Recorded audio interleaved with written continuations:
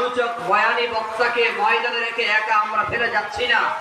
এই বৃষ্টিকে উপেক্ষা করে আমরা এখানে উপস্থিত ভালো করে দেখে নাও।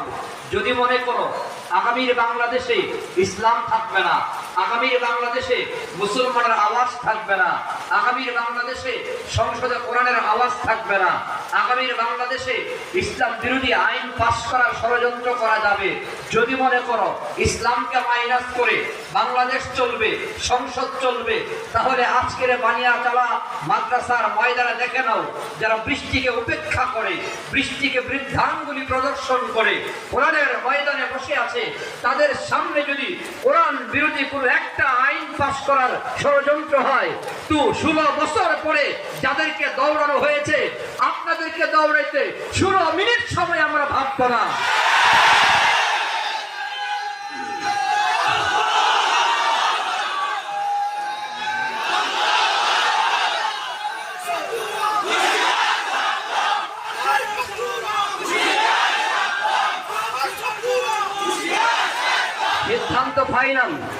সিদ্ধান্ত ফাইনাল। আগামীর বাংলাদেশের সংসদে টুপিওয়ালা আলেম নির্বাচন করে সংসদে যাবে, প্রার্থী হবে। আমরা আলেমদেরকে সংসদে পাঠাবার জন্য, ইসলামকে সংসদে পাঠাবার জন্য, রাষ্ট্র ধর্ম ইসলামকে আরো বেশি বলিষ্ঠ শক্তিশালী করার জন্য যদি আমাদের মুরব্বী ওলামায়ে কেরাম ঐক্যবদ্ধ হয়ে আমাদেরকে আহ্বান করে ইসলামকে সংসদে পাঠাবার জন্য রক্ত দিতে হয়, যুদ্ধ করতে হয়, শাহাদত বরণ করতে হয়, আল্লাহ